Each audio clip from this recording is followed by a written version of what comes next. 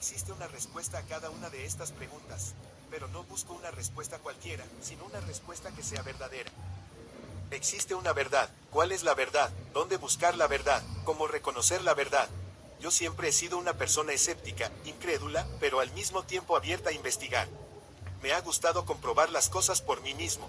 Te aseguro que he buscado durante mucho tiempo la respuesta en lo que se nos ha enseñado desde pequeños, las religiones, la filosofía, la ciencia.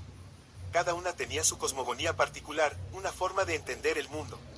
Pero siempre parecía haber un límite, tanto en las religiones como en la ciencia, para explicar la realidad tal y como yo la percibía. Siempre he encontrado respuestas incompletas, incoherentes unas con otras, alejadas de la realidad, que seguían sin responder satisfactoriamente a mis preguntas. Por mucho que intentara profundizar, al final encontraba un muro infranqueable, la respuesta final que obstaculizaba mis deseos de indagar más y más. La respuesta final que obtenía de la religión era, más o menos, esta, es la voluntad de Dios. Solo Él lo sabe, nosotros no lo podemos comprender. Es decir, que no podemos comprender por qué unos nacen en circunstancias más o menos favorables, por qué unos se enferman y otros no, por qué unos mueren antes y otros después. No podemos comprender qué es lo que pasa después de la muerte, por qué te ha tocado vivir con esta familia y no en otra, por qué en este mundo, por qué permite Dios que haya injusticias en el mundo, etc. La respuesta final que obtenía de la ciencia era más o menos que hay una explicación física para todo, pero a nivel filosófico, las respuestas a casi todo son, ¿es fruto de la casualidad? O, no puede demostrarse científicamente que tal o cual cosa exista o no. Es decir, no hay una razón por la cual existes, no hay un motivo particular por el que vivir. Si naces en las circunstancias en las que naces, más o menos favorables, es por azar. Si te toca estar enfermo o sano de nacimiento, nacer en una familia u otra, morirte antes o después, es por azar. No se puede demostrar científicamente que exista la vida antes del nacimiento, ni la vida después de la muerte. No se puede demostrar científicamente que exista Dios, etc. La mayoría de gente se posiciona en esas respuestas aprendidas y cuando quieres hablar con alguien sobre estos temas, los que son creyentes de la religión te responden más o menos en estos términos, es la voluntad de Dios. Solo Él lo sabe, nosotros no lo podemos comprender, y los que se han posicionado como cientificistas o creyentes de la ciencia, que creen saber más que los del primer grupo, te dicen, es fruto de la casualidad, o no puede demostrarse científicamente. Había otro tercer grupo de gente que me respondía, mira, no lo sé, no sé cuáles son las respuestas a tus preguntas, pero no estoy interesado ni en preguntármelas ni en responderlas. Y cuando les respondo a todos, lo siento pero esas respuestas no me sirven.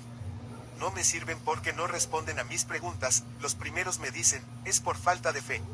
Cuando tengas fe no te hará falta saber más. Los segundos me dicen, es porque te falta instrucción. La ciencia te dará la respuesta y verás que es la que yo te digo, que está demostrado científicamente que no se puede demostrar científicamente. Los terceros me dicen, tengo una hipoteca que pagar, una familia que mantener, un coche que pagar, un fin de semana para irme de viaje. No me calientes la cabeza con esos temas porque ya tengo algo en lo que ocuparme. A los primeros les responderé que no puedo renunciar a intentar responder a mis preguntas. Creo que la única manera de renunciar es anulando mi voluntad, y no estoy dispuesto a hacerlo. A los segundos les diré que no es por falta de instrucción. He tenido esa instrucción, soy doctor en ciencias químicas y jamás he llegado a la conclusión de que tenga que ponerme barreras a la exploración, que haya campos que no pueda explorar, solo porque no tenga un aparato para medirlo. Me tengo a mí mismo, me gastaré de aparato de mí mismo. Lo que yo perciba y sienta lo tendré tan en cuenta como si lo midiera un sofisticado aparato y asumiré que los demás también son aparatos de sí mismos. Y si hay algo que no soy capaz de detectar con mi aparato, les preguntaré a ellos qué han podido captar con sus aparatos vivientes para ver si me sirve. A los terceros no les diré nada, porque no están ahí para escucharme. Con todo esto no quiero decir que no haya encontrado cosas que me hayan llamado la atención y que me hayan servido en mi búsqueda de respuestas, pero ha sido más bien fuera de la oficialidad donde he encontrado las pistas. Precisamente eran las vivencias de otras personas las que más me interesaban. Eran cosas que te permitían explorar por ti mismo. Si otro lo había podido hacer antes que yo, tal vez yo también lo pudiera hacer. Dos cosas me llamaron especialmente la atención, los viajes astrales y la vida de un tal Jesús de Nazaret. ¿Os suena este nombre? No, ya no estoy hablando de lo que la iglesia dice de él. Me he documentado mucho, de muchas fuentes, oficiales y no oficiales, religiosas y laicas. Pero hay dos cosas en las que casi todas coinciden, que este hombre existió realmente y que lo que dijo e hizo causó un gran impacto en la humanidad. ¿Qué es lo que me llamó la atención? Pues su mensaje, ama a tu enemigo, ama a cualquiera. ¿No me diréis que en un mundo en el que las personas y los pueblos estaban en constantes luchas entre sí por cualquier motivo, casi como ahora, donde los dioses de todas las religiones se utilizaban para justificar cualquier propósito de conquista y guerra, el que aparezca alguien con ese mensaje tan a contracorriente de todos no resulta llamativo? No solo eso, sino que además lo cumple con su ejemplo. O sea que no lo decía solo de boquilla, como estamos acostumbrados de nuestros políticos, que te prometen el oro y el moro y luego hacen lo contrario de lo que dicen. Pero, claro, se ha escrito tanto y tanto de él, después de él, por otra gente que no fue él y que ni siquiera convivió con él. ¿Cómo saber lo que pasó realmente? ¿Qué es lo que dijo y lo que no dijo? Eso me intrigaba. Dejo aparcado por ahora el tema de Jesús que, como veréis, surgirá de nuevo más adelante, y hablaré ahora acerca de los viajes astrales. Lo encontré en varios libros de diferentes autores.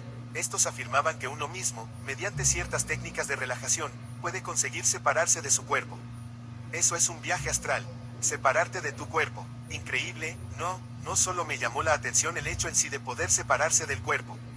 Los que lo habían conseguido afirmaban además que en ese estado podían realizar cosas asombrosas, como atravesar la materia o viajar casi instantáneamente a donde el pensamiento quisiera.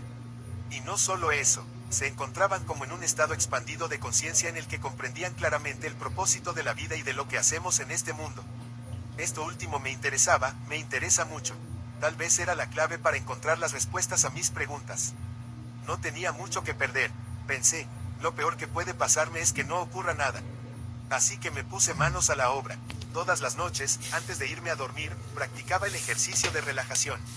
Así lo hice durante un mes sin que ocurriera nada, quiero decir sin que consiguiera separarme del cuerpo. Pero no es que no sintiera nada con la relajación. Me gustaba, lo que habitualmente sentía era una vibración en la planta de los pies y luego esta vibración subía hasta las piernas hasta el punto de que dejaba de notarlas. Un día esa vibración fue subiendo hacia arriba, más allá de las piernas, al tronco, el cuello, la cabeza. Llegó un momento en que ya no sentía mi cuerpo, solo una vibración muy intensa y agradable. Y entonces ocurrió, ¡plof! De repente sentí como si me proyectara rápidamente por un túnel a gran velocidad. Era una sensación increíble, no tengo palabras para describirla. En cuestión de segundos sentí como si hubiera viajado miles de millones de kilómetros a una velocidad vertiginosa, pero sin experimentar ningún tipo de mareo ni malestar. Poco a poco mi velocidad fue disminuyendo y pude ver dónde me encontraba. Era un lugar increíble, parecía como sacado de un cuento de hadas. Había un lago rodeado de una naturaleza bellísima, la cual no tengo palabras para describir. Todo, la luz, los colores, los aromas, los sonidos, todo, absolutamente todo, era embriagador. Y yo lo sentía tan intensamente como si formara parte de ello. Se respiraba una paz indescriptible. Yo estaba tan alucinado de todo lo que estaba viviendo y sintiendo que no podía pararme a pensar. Entonces es cuando noté que no estaba solo. Había alguien sentado en una piedra, cerca del agua. Me quise acercar a él y, no sé cómo, llegué enseguida a donde él se encontraba. Parecía que, en aquel estado, con solo querer y pensar las cosas, ocurrían. Sentí que él me estaba esperando y no se sorprendió en absoluto al verme. Era un señor mayor, con el pelo y la barba largos y totalmente blancos, pero no parecía tener ninguno de los achaques de la edad que estamos acostumbrados a ver en los ancianos. Llevaba una especie de túnica blanca acordada en la cintura, pero eso no era lo que más llamaba la atención de él. Lo que llamaba la atención era su mirada, una mirada tan maravillosa que creo jamás veré en este mundo. Tan dulce, tan penetrante, tan limpia, que me transmitía una sensación de tranquilidad y paz indescriptibles.